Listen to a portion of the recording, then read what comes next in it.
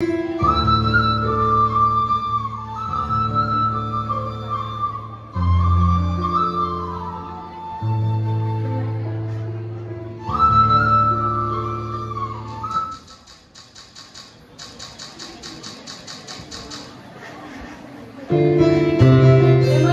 happens when we least expect it. Here, you can see a boy heading to the college with his friend falling onto the ground. Our natural instinct is to run towards somebody who is in danger. Thankfully, there are two nursing students at the scene. She discovered that there is a live electric wire is still attached to the patient and requests for help in removing it.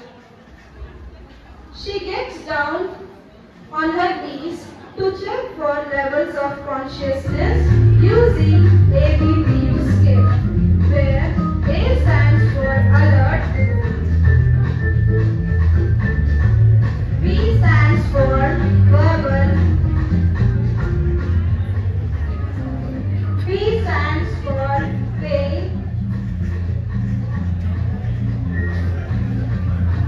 and U stands for unresponsive.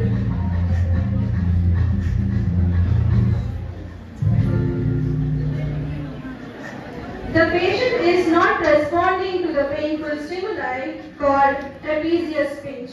She realized that the patient is unconscious and requests one of the bystanders to call for help by dialing 108.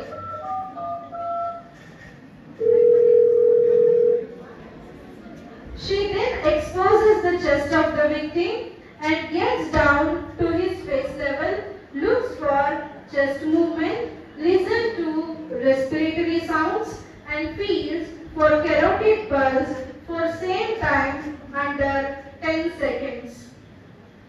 On finding out that there are no signs of life and activity of breathing, she requests the bystander to move the patient to an area of safety.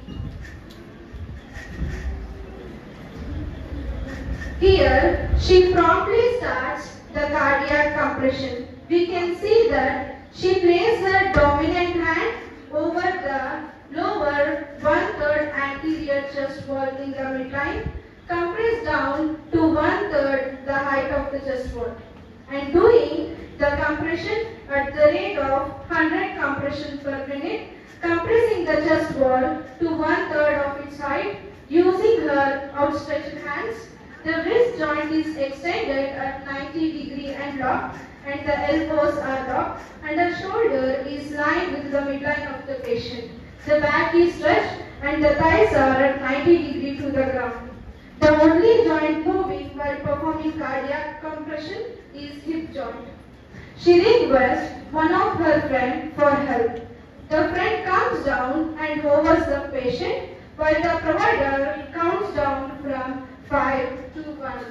That is 5, 4, 3, 2, 1. Once the countdown is over, the friend takes over the compression and provides a keeps time by using their mobile phone at 2 minutes from starting the compression. She stops her friend and checks for signs of life again using look, listen, and feel technique.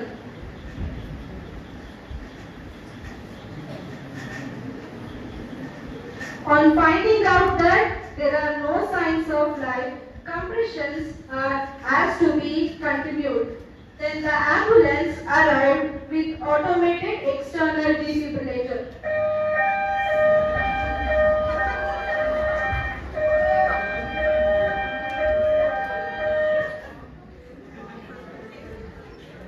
She connects it to the patient using defibrillator pads. They have got diagrams of where they should be connected. One at the right side below the clavicle and the other one on the left side of fifth intercostal space in the mid-axillary line. And once they are connected, she switches on the defibrillator. Analyze heart rhythm. Do not touch the patient. Shock advised. Charging. Stand clear. Press flashing shock button. Shock 1 delivered. It is safe to touch the patient. Begin CPR now. The only place when the cardiac compression are stopped was to assist for signs of life every 2 minutes. Then the defibrillator was assessing for cardiac rhythm and the shock was delivered. By using stretcher lift method where 6 first aiders kneels near the victim. On the command of the person at the head, rescuers lift the victim up on the stretcher. The patient then gets carried into the ambulance and then to the hospital. Please ensure that the cardiac compression is continued even while transporting patient to the ambulance and then to the hospital. Myself, Chaitanya, and my fellow group members thanking you all for watching our small play. And we hope that you all got some basic information regarding CPR on electric shock. And we also hope that it will be helpful for your future.